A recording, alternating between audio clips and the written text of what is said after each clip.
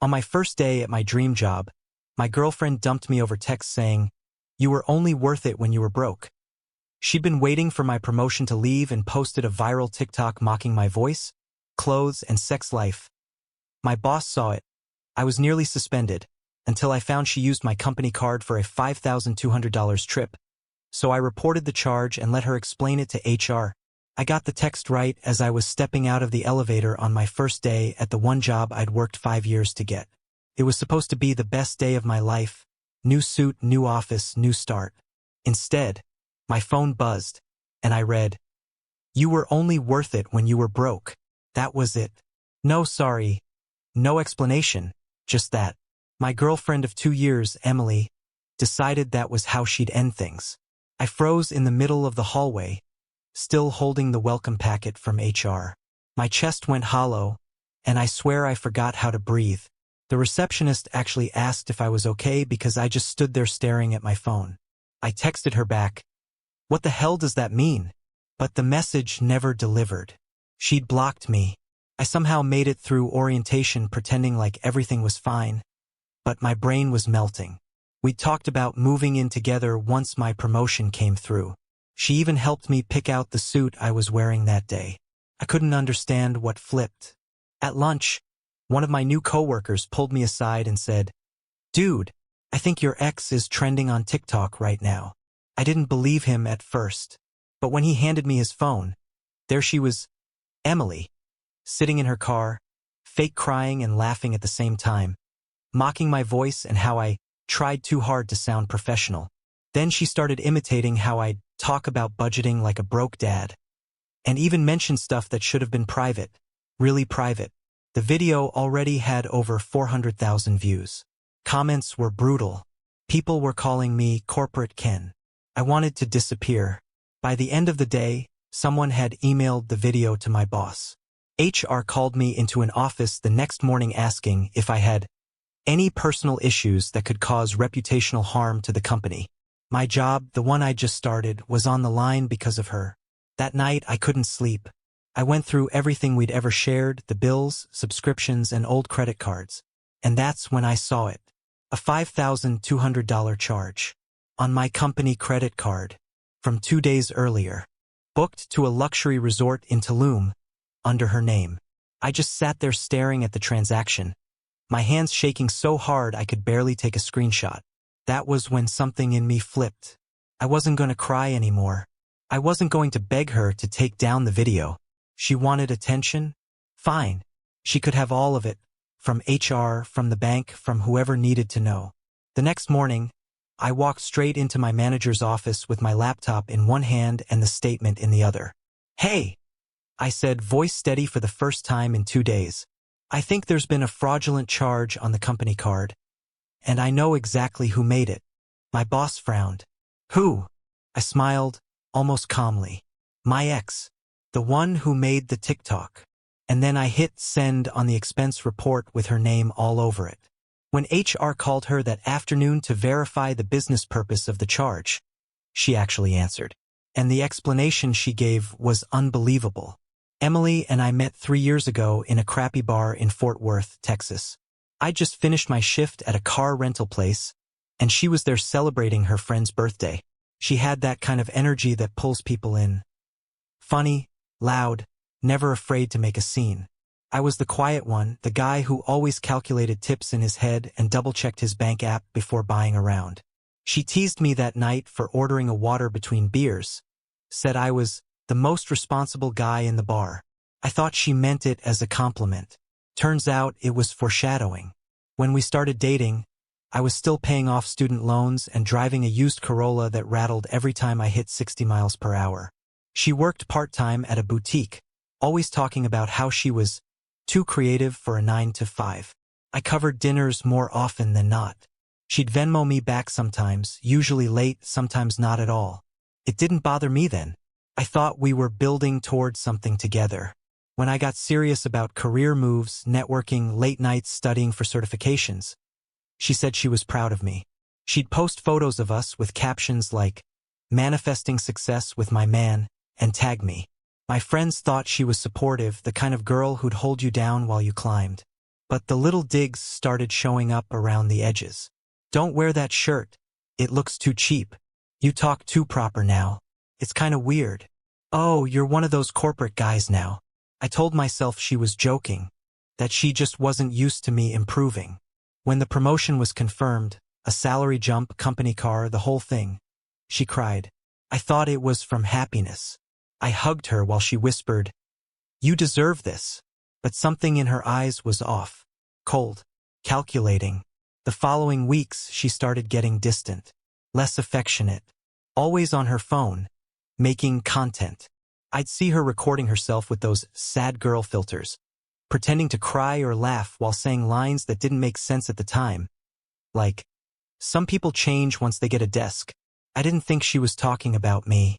The night before my first day at the new job, she came over, gave me a kiss, told me she was so proud. We watched Netflix, and she fell asleep on my chest like everything was fine. The next morning, she kissed me goodbye and told me to go be the big shot. Then, 5 hours later, that text. You were only worth it when you were broke. And right after that, her TikTok went viral. But the real twist? The company card she used for that $5,200 resort. She had access to it because I gave her the number myself. A few weeks earlier, she'd offered to order some decorative stuff for my new home office. Said she wanted to surprise me with a proper workspace since I'd be working remote half the week. I thought it was sweet. I told her, just don't go over $300, and handed her the card details. She must have saved them. So when she booked that trip right before dumping me, she used my employer's money to do it. And when HR called her to verify the charge, she didn't deny it. She doubled down. She told them she was my executive assistant, and that the trip to Tulum was for a company content retreat. HR called me in the next morning, looking serious. My boss was in the room too. I braced myself for the worst: suspension, formal warning, maybe even termination. My hands were still shaking from that $5,200 charge, but I forced myself to sit up straight and look calm. HR started with the usual. Can you explain your relationship with the person who made this expense? I didn't flinch. That's my ex-girlfriend, I said. She was not authorized to use the card. I never approved this trip. My boss raised an eyebrow. Ex-girlfriend. I nodded. Yes, and she's also responsible for posting that viral video about me. HR exchanged a look. Do you have proof she booked the trip and used the company card? I pulled up the screenshot I'd taken from the statement and the confirmation email. The date, the amount, the name, everything matched. HR leaned back, taking notes. This is serious. Fraud is a serious offense. I felt a cold satisfaction I didn't expect. After 2 days of feeling completely humiliated, finally the power had shifted. Then the phone rang. Emily. HR asked her to join the call.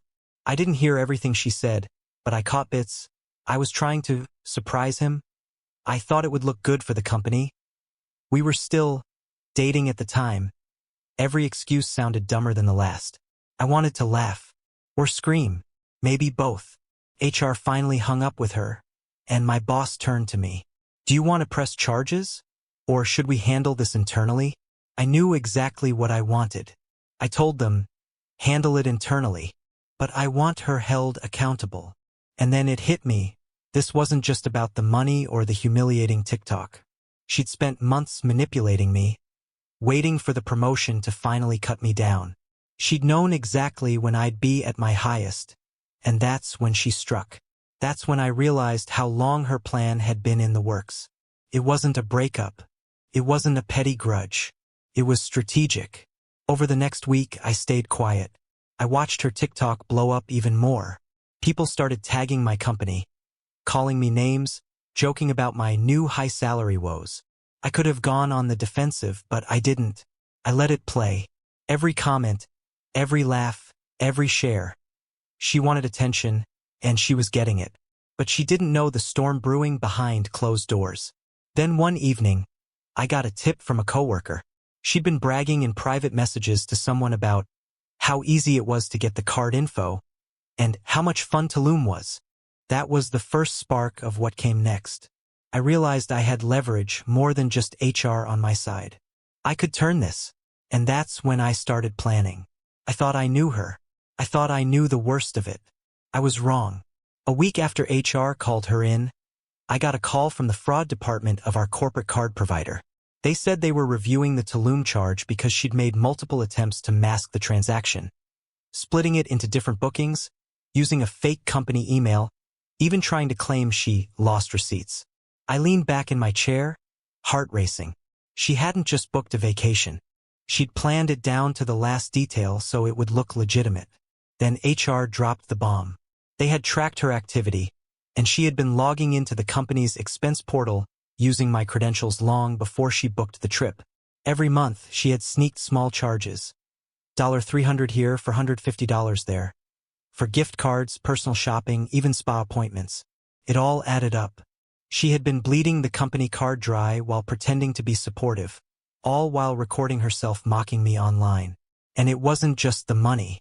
HR also revealed that she had copied confidential work documents from my laptop, notes about internal projects, client lists, even my onboarding strategy.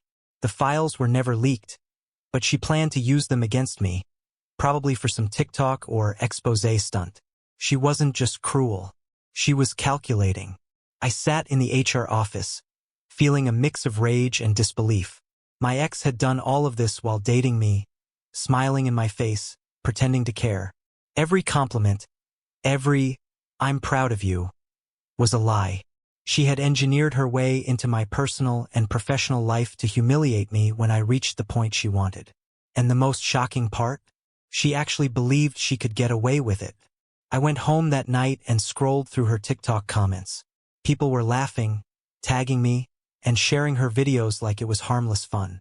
She had no idea that HR had all the proof, no idea that I had evidence she couldn't deny. She thought she was untouchable. I sat on my couch, staring at my phone, feeling a weird calm settle over me. The humiliation, the betrayal, the viral video, they were all fuel now. Every detail she had meticulously orchestrated, every private moment she had twisted, every dollar she'd stolen. Everything could be used. I knew what I had to do. It wasn't just about the money. It wasn't just about the embarrassment. It was about making sure she faced the consequences she never thought possible. And I had a plan that would make every viral laugh, every cruel comment, every stolen dollar, come back to her in a way she never expected. After the HR meeting, I slept maybe 3 hours. Waking up felt like someone had rearranged my whole chest. The humiliation was still raw, but it wasn't the center of me anymore. It was the fuel. I stopped thinking like the guy who'd been blindsided and started thinking like someone who had to make sure she couldn't do that to anyone else. Not because I wanted to be cruel for cruelty's sake, but because she had weaponized my life, my new job, and other people's trust for attention and cash. That had a price. The first thing I did was stop being emotional about it. Revenge for me wasn't revenge porn or petty public shaming. It was legal, verifiable, airtight. I spent the next 48 hours building a paper trail so clean an auditor could eat off it. Screenshots, timestamps, saved messages, the confirmation emails for the Tulum booking, copies of the small monthly charges she'd made. The IP logs HR pulled that showed her accessing the expense portal, and the copies of the confidential files she'd copied. Thank God I kept a backup of my laptop. I printed everything, organized it into a folder with sticky tabs. There's a strange power in putting messy feelings into neat stacks of paper. I coordinated with 3 people: HR, the corporate card fraud team, and a lawyer the company uses for employment disputes. HR was sharper than I expected. They showed me how to present things internally so the company would act fast and not get dragged into a PR nightmare. The fraud team started reversing charges and flagged her account. The lawyer advised on how to phrase complaints so nothing could come back and bite me. I wasn't asking for blood. I was asking for accountability. But accountability needed more than internal motions. It needed a public accounting of truth that couldn't be swatted away by a viral moment. Emily had built a persona on TikTok. Witty, hurt, relatable. People had rallied behind her because online outrage latches onto a simple narrative. I needed to complicate that narrative in a way that made people stop and ask questions. Not smear, but facts. So I quietly began collecting messages from people who'd tipped me off, coworkers she'd boasted to, a friend who'd been on that Tulum trip and confirmed the itinerary, a barista who'd overheard her talk about the plan. I asked each person if they would go on record. Most were nervous. Some wanted nothing to do with it. Two agreed. Their statements were small, but together they formed a pattern. I also set a personal boundary. No public fight. I refused to engage with commenters or to post my own video. I told HR I would let them handle the public posture. If the company wanted to issue a statement, let it be measured and clean. There's a satisfaction in seeing the machine work. I'd leave the optics to the people who knew PR law. My job for now was the truth. Then I planned the trap. Not a lurid cinematic ambush, a controlled, recorded conversation where she would have to explain herself. HR was willing to set a formal verification meeting over video with the finance and legal teams on the call. They'd tell her the charges were under investigation and ask for her account. I volunteered to be on the call too. HR wanted her to tell her side to the people who had the authority to fire, press charges, or refer for prosecution. If she lied, the company had evidence to show she'd done more than mock me. She'd fraudulently used the company card and breached internal systems. If she told the truth, even partially, I knew what that would do to her reputation. But I wasn't naive. I doubted she'd fall apart or apologize. People like her rarely did. They perform. They spin. So I prepared to stay calm. I printed the most damning screenshots and highlighted the ones where she'd bragged about how easy it was. I practiced my voice so it didn't go thin. I rehearsed how I'd answer when she tried to flip the script and accuse me of overreacting. The night before the scheduled meeting, I got a weird message from someone I barely knew. A name that used to be in both our social circles. It said, "If you want to end this, don't let her talk to HR alone." That was vague and unsettling. I saved it and didn't reply. Then I thought about the way she'd always kept one card in the sleeve. A backup plan she could pull to gaslight her way out. I decided I would be on that call, but I felt uneasy like I was missing a piece. The next morning HR confirmed the video conference for 2 p.m. I closed my laptop, looked at my printed folder, and for the first time since the TikTok, I felt ready. I wasn't doing this to humiliate her publicly. I wanted her to answer to everyone she had lied to, stolen from, and used. I told myself I'd be fair. I told myself I'd listen. When the clock hit 1:45 p.m., my phone buzzed with a DM from Emily. It was short. "We need to talk. Please." I hit accept on the call and opened the meeting link. The video call started, and there she was, Emily, perfectly put together, like she was about to pitch a product instead of confess to fraud and betrayal. Her smile was sharp, rehearsed. HR introduced everyone, finance, legal, and me. I stayed quiet, letting the professionals lead. I wanted to see her reaction first. HR asked her to explain the Tulum trip. She hesitated for a split second, just a flicker of panic, and then launched into the same story she'd been practicing for days. It was a team retreat. She had thought it would boost morale. She forgot to run it past the proper channels because it was a surprise. Classic. All rehearsed.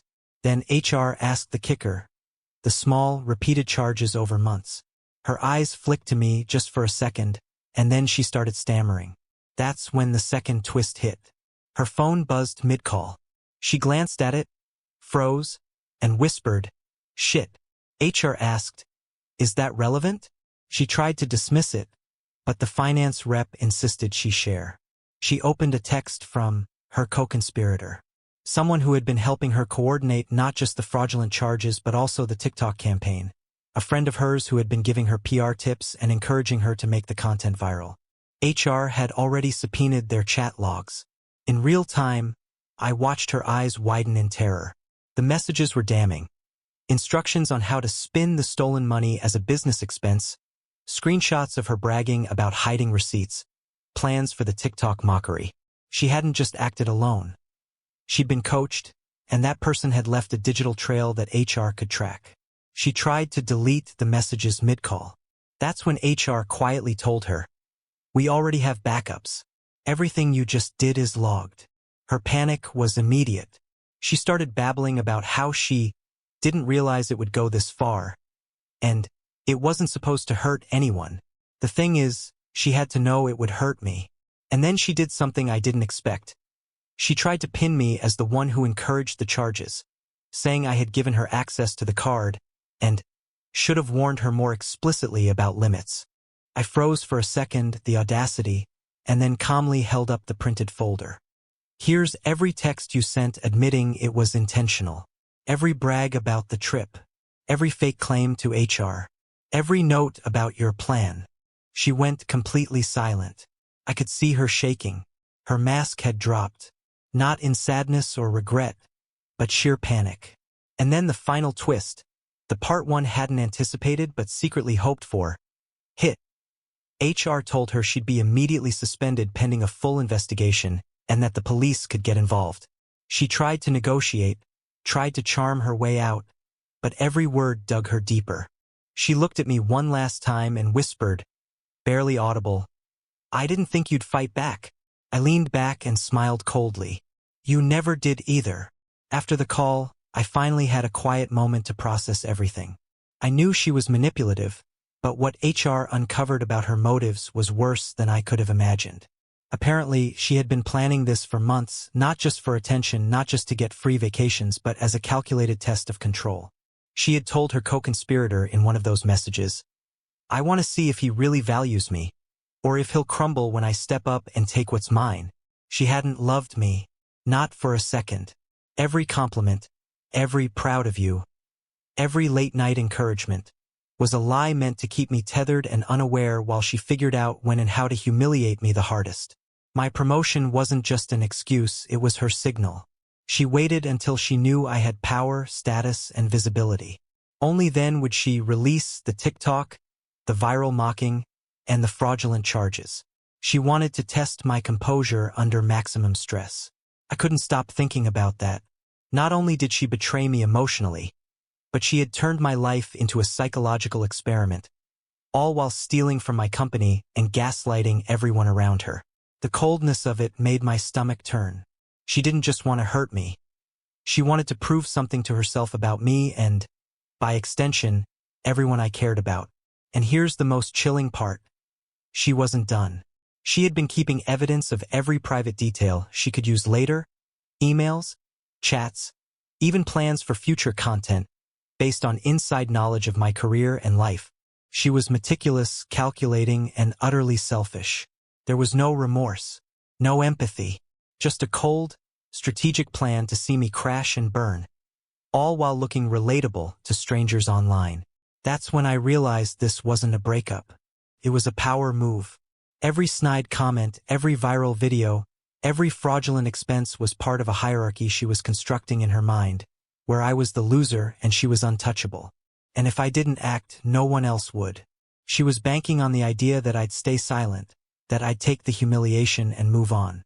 That's what made her so dangerous. She had tested me, manipulated everyone around me, and assumed I wouldn't fight back. I understood it completely now. I also understood that if she thought she could get away with it, she was in for a shock. The next week was a blur, but in the cleanest, most satisfying way possible.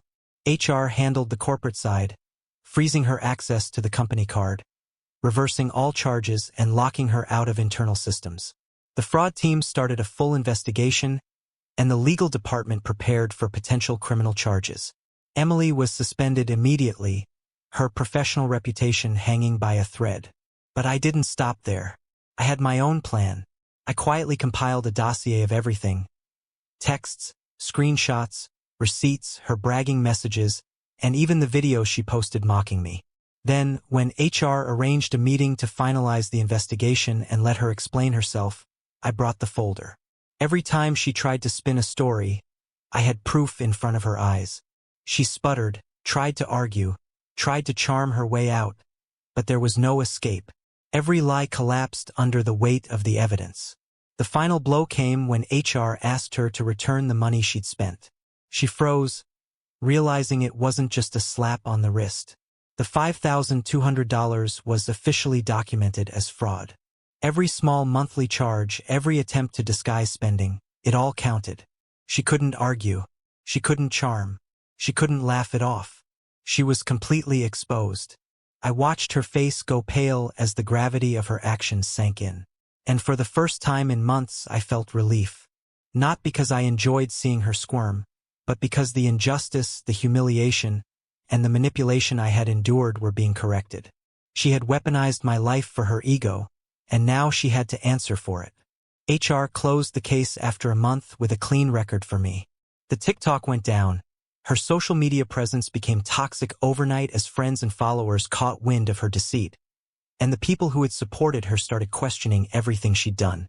Her calculated fun turned into public scrutiny, and there was nothing she could do. I sat in my office one morning, looking at the skyline, and felt a weight lift off me. I didn't need vindictive posts or dramatic confrontations. The system did its work, and I had played my part without stooping to her level. I deleted the last text from her, one she sent after the suspension. "You'll regret this." I didn't respond. I didn't need to. Every bit of regret belonged to her now. And I walked into work every day knowing I'd survived the betrayal, the humiliation, and the financial theft. I had my dream job. I had my dignity intact. And most importantly, I had learned something vital. Never underestimate someone who's been wronged, and never leave the door open for manipulation again. The final kicker? The next promotion cycle came around. I was the first in line for a raise, and this time no one could touch my reputation because I had control of my own story. Sometimes, the best revenge isn't viral videos or public humiliation. It's thriving while your betrayer flails in the mess they created. And that's exactly what I did.